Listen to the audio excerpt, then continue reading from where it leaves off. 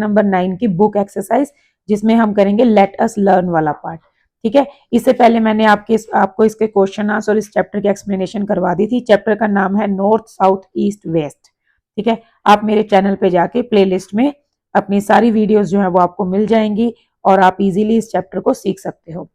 तो आज हम करने वाले हैं ये वाला पार्ट लेट अस लर्न, जिसमें फर्स्ट क्वेश्चन हमारा है read the words from the text given in column 1 and match them with the suitable picture in column 2। बहुत ही इजी एक्सरसाइज है। आपको क्या करना है, बस ये जो कॉलम 1 में वर्ड्स दिए हुए हैं इनको कॉलम 2 के पिक्चर के साथ मैच करने हैं। ठीक है, जैसे आप देख रहे हो ये एक ट्री हाउस है, तो ये ट्री हाउस हो गया। उसके बाद जैसे ये प्लेटोज आ गया, इसको इसके साथ हम मैच कर सकते हैं। उसके बाद पेबल्स, ये पेबल्स हैं। वेटलैंड्स, ये वेटलैंड्स हैं। ठीक है, उसके बाद ये आ गया आपका राफ्टिंग, और ये जो लास्ट आपका फर्स्ट रह गया था ग्लेशियर्स, ये सबसे लास्ट में जाएगा। ठीक है, तो ये आ गया आपका ग्लेशियर्स। क्लियर, बस आपको मैच करना है और कुछ नहीं करना। सेकंड है read the situations given in column 1 and choose the associated words from the text given in the box below and write them in column 2. An example has been done for you. देखो यहाँ पर आपको box में कुछ words दिए हुए हैं, जैसे blink, scary, existed, amazing, splashed, floating. आपको क्या करना है, ये जो कॉलम 1 में जो सेंटेंसेस हैं इनके साथ आपको मैच करना है इन वर्ड्स को। ठीक है, जैसे देखो पहला दिया हुआ है in the middle of the night the little boy heard a loud noise he felt so afraid. जैसे ये है ना, so afraid that he could not sleep, तो स्कैरी हो गया। ठीक है, मतलब ये जो पूरा सीन है कि ये हो गया स्कैरी।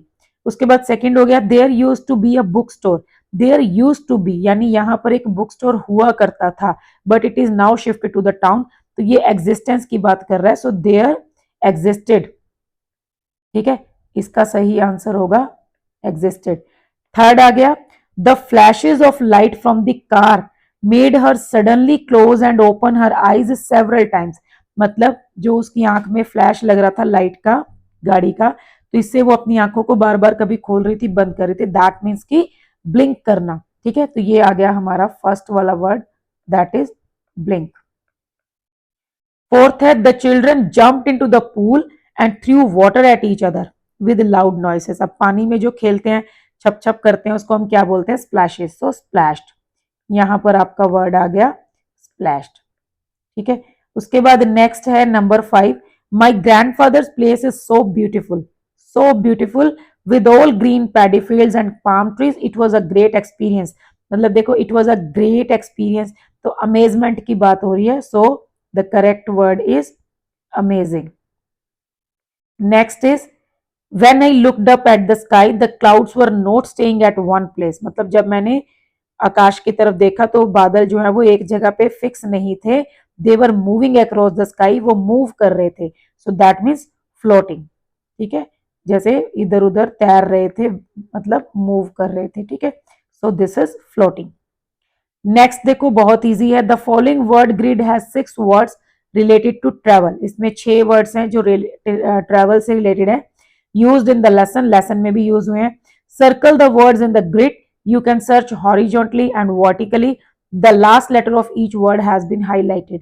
ये जो लास्ट लेटर है ना, ये बोल्ड आप दिख रहे हैं, तो बहुत इजी सा है, लास्ट है, तो इससे इधर आप देखेंगे जैसे ये बन गया बोट। ठीक है, तो इसको हमने सर्कल कर दिया। फिर जैसे ये आर है, तो इससे ऊपर की तरफ अगर आप देखोगे ये बन रहा है टूर। उसके बाद एन है, एन से आप इधर से देखोगे मतलब लेफ्ट साइड से, ये हो गया ट्रेन। फिर ये ई है, तो ई से ये हो गया ड्रॉव, ड्राइव की सेकंड फॉर्म। जैसे हम ट्रेवल करते हैं, ड्राइव करते हैं, तो उसकी सेकंड फॉर्म ड्रॉव। फिर जैसे ये आ गया डी, सो यहां पर हो गया वॉक्ड। क्लियर, कितने वर्ड्स हो गए हमारे पास, 1 2 3 4 5 हो गए, एक रह गया ना, कौन सा रह गया, ये रहा डी। सो ये जो डी है इसके साथ हम वर्ड जो है ये वाला हो सकता है एक। ठीक है, तो ये वर्ड जो है हमारा चैप्टर के अकॉर्डिंग हमने ट्रैवल से रिलेटेड वर्ड जो है वो फाइंड आउट कर दिए हैं। ठीक है, तो बस ये आपको कुछ नहीं है, वर्ड्स फाइंड करने हैं, और वो भी हिंट दिया हुआ है, बोल्ड लेटर्स दिए हुए हैं, तो कोई मुश्किल नहीं है। अब देखिए ये सबसे इंपॉर्टेंट है, क्योंकि ये आपका ग्रामर से रिलेटेड है। Read the following sentences from the text and underline the subject and the verb. देखो ये ऐसा टॉपिक है जो इवन आपके क्लास 10 में भी काम आएगा, मतलब क्लास 10 में भी ग्रामर का एक पार्ट है। इसके अलावा आपको कोई भी कॉम्पिटिटिव एग्जाम देना है, जैसे आप कोई ओलंपियाड के लिए प्रिपेयर कर रहे हो या आपको बड़े होकर भी कोई एग्जाम देना है, तो ये आपका हर चीज में काम आने वाला है, ठीक है। तो इसीलिए इंपॉर्टेंट टॉपिक है, इसको स्किप मत करना, ध्यान से देखना। सब्जेक्ट और वर्ब के बीच में एक एग्रीमेंट जो है वो हमें करवाना है। जैसे फर्स्ट सेंटेंस देखो, Amma and Appa are fast asleep. यहाँ पर देखो दो सब्जेक्ट है, अम्मा और अप्पा, तो ये एक से ज्यादा हो गया, तो प्लूरल सब्जेक्ट है, ठीक है। इसका जो सब्जेक्ट वर्ब एग्रीमेंट का रूल होता है वो होता है, अगर सब्जेक्ट प्लूरल है तो हमें वर्ब भी प्लूरल लगाना है, ठीक है। और अगर सब्जेक्ट सिंगुलर है तो फिर हमें वर्ब भी सिंगुलर ही लगानी है। अम्मा एंड अप्पा दो बंदे हैं, सो दैट मीन्स कि वो प्लूरल है, तो इसके साथ आर लगेगा। सो व्हेन रूल क्या है, when the subject of a sentence has two or more nouns or pronouns that are connected by and, so we use a plural verb. Next, it's hot dry and there is sand everywhere. अब देखो यहाँ पर there से start हो रहा है sentence, लेकिन बात हो रही है सैंड की, तो सैंड जो है मिट्टी, ये कभी भी मिट्टियां नहीं होती है, मतलब प्लूरल नहीं होता, सिंगुलर ही काउंट होगा, तो इसीलिए यहाँ पर इज लगा singular verb. In case the subject is it, ठीक है, और वैसे भी ये इट की बात कर रहे हैं, तो it is. The verb that follow is either is or was depending on the tense of the sentence. यहाँ पर ये भी ठीक है, और ये जो है इट इज कह रहा है, और या इट वॉज भी हो सकता है, लेकिन दोनों ही कंडीशंस में जो वर्ब है वो सिंगुलर है। नेक्स्ट देखो, there are so many hills, फिर से देयर वाला सेंटेंस आ गया, ये रहा। इसमें अब सो मेनी हिल्स, हिल्स की बात हो रही है जो कि मोर देन वन है, इसीलिए आर लगा। रूल क्या है, when we begin a sentence with there the subject comes after the verb. Subject जो है वो वर्ब के बाद आता है। देखो आर पहले आ गया, वर्ब हिल्स बाद में आया, लेकिन हमें रूल वही रहेगा, सिंगुलर है तो सिंगुलर, प्लूरल है तो प्लूरल। अब देखो यहाँ पर हमें डेफिनेशन दी गई है, the subject of a sentence is closely linked to the verb, the verb form changes depending on whether the subject is singular or plural, और if it is in the third person. So choosing the correct verb based on the subject, this is called subject verb agreement. मतलब according to subject जब हम verb को choose करते हैं तो उसको हम कहते हैं सब्जेक्ट वर्ब एग्रीमेंट। अब देखो, let us understand it better, ठीक है। सब्जेक्ट वर्ब एग्रीमेंट को हम बेटरली, मतलब मोर अच्छे से जो है, मोर क्लियरली हम इसको समझेंगे ज्यादा अच्छे से। तो क्या है rules, a subject and a verb must agree, ठीक है। मतलब एक सब्जेक्ट और एक वर्ब जो होते हैं उन दोनों का आपस में एग्री होना बहुत जरूरी है, ठीक है। अगर सब्जेक्ट सिंगुलर है तो वर्ब भी सिंगुलर, प्लूरल है तो plural. Even if the words or phrases come between them, मतलब चाहे बीच में उनके कोई भी आ जाए, लेकिन उनका रूल जो है वो वायलेट नहीं होना चाहिए, रूल जो है वो अप्लाई होगा ही होगा। जैसे देखो, the formation of paragraphs, the formation of paragraphs, paragraphs plural है, लेकिन यहां पर वो पैराग्राफ्स की नहीं, उनकी फॉर्मेशन की बात कर रहा है जो कि सिंगुलर है, so that is important in writing. So is आ गया, ठीक है। फिर देखो, when the subjects are considered individually, जब अलग अलग कंसीडर होते हैं तब भी हम सिंगुलर वर्ब यूज करते हैं। जैसे every man and women has the right to vote, ठीक है। एवरी वर्ड है, दोनों को अलग अलग कंसीडर कर रहा है, इसलिए भी सिंगुलर वर्ब आई हैज। फिर देखो, कलेक्टिव नाउन्स, कलेक्टिव नाउन जो है वो ज्यादातर सिंगुलर होती हैं जब तक कि उनको अलग अलग नोशन जो है वो ना किया गया हो। Collective noun such as class, committee, audience, team can be singular or plural, दोनों हो सकती हैं based on the context of the sentence.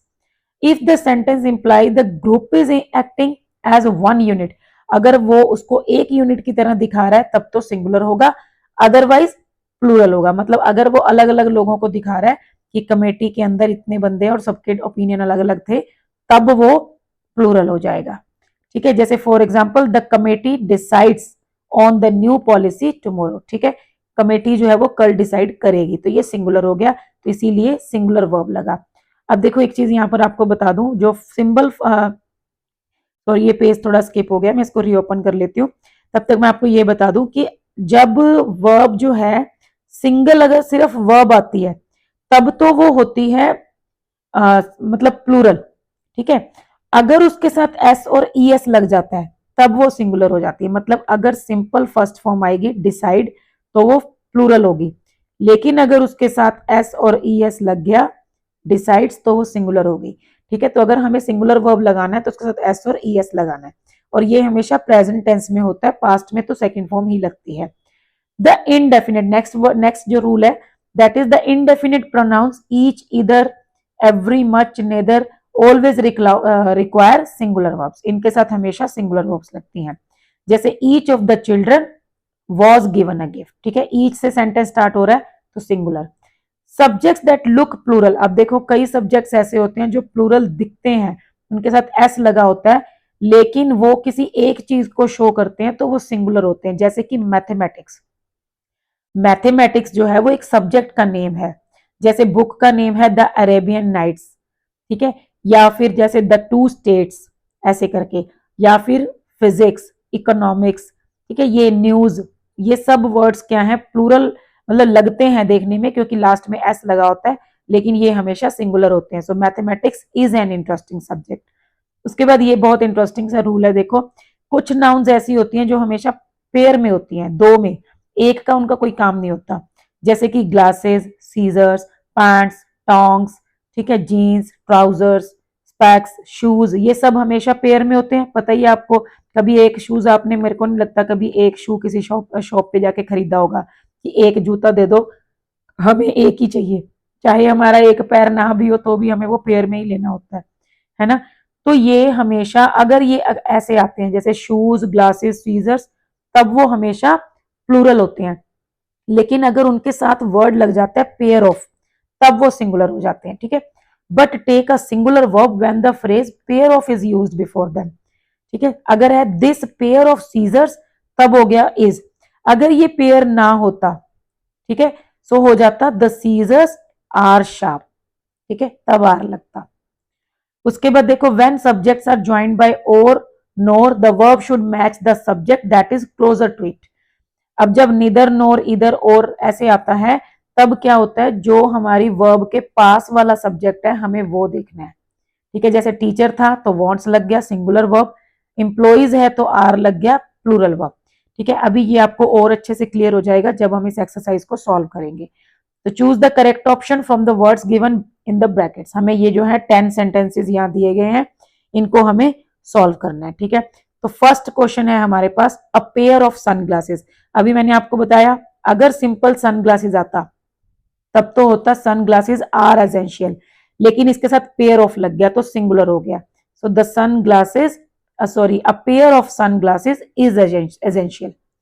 Next देखो इधर द टूर गाइड और द टूरिस्ट, इधर और आ गया। अब हमें ये टूर गाइड नहीं देखना, हमें ये टूरिस्ट देखना है जो कि मोर देन वन है। तो जब ये प्लूरल है तो सब जो वर्ब है वो भी प्लूरल होगा, और इसमें प्लूरल वर्ब जो है वो हैव है। उसके बाद देखो the information on travel expenses. अब देखो यहाँ पर ट्रेवल एक्सपेंसेस की बात नहीं हो रही, उनकी इंफॉर्मेशन की बात हो रही है। सो इंफॉर्मेशन जो होती है वो सिंगुलर है, सो दिस इज, ठीक है। यहाँ पर क्या होगा correct answer, that is the information on travel expenses is useful for first time travellers. Next फिर से देखो नीदर और नोर आ गया, neither the flight crew NOR the pilot. अभी वैसे तो दोनों ही सिंगुलर हैं, लेकिन हमें फ्लाइट क्रू नहीं देखना, हमें पायलट देखना है, तो ये सिंगुलर है तो इसीलिए क्या आएगा was. Next the news about the heavy rains. अब फिर से देखो मतलब बीच में काफी सारे वर्ड्स आ रहे हैं, लेकिन जो एक्चुअल सब्जेक्ट है वो ये है द न्यूज, और रेंज जो है वो ये सब्जेक्ट नहीं है, न्यूज की बात हो रही है। और मैंने अभी आपको बताया कि जो न्यूज होती है वो हमेशा सिंगुलर होती है। So the news about the heavy rains, singular verb आएगी that is makes. The news about the heavy rains makes many people reconsider their vacation plans. Next फिर से अ पेयर ऑफ आ गया। अब इसका आंसर मैं नहीं बताऊंगी, इसका आंसर आप कमेंट बॉक्स में शेयर करोगे कि आपको समझ आया या नहीं आया, ठीक है। बाइनोकुलर्स की बात हो रही है, साथ में पेयर ऑफ लगा हुआ है। नेक्स्ट देखो the hill stations, the hill stations in India, Bharat में जो हिल स्टेशंस हैं that is more than one, so remain, okay, ये प्लूरल है तो यहाँ पर प्लूरल वर्ब लगेगा, ये नहीं लगेगा, ये लगेगा।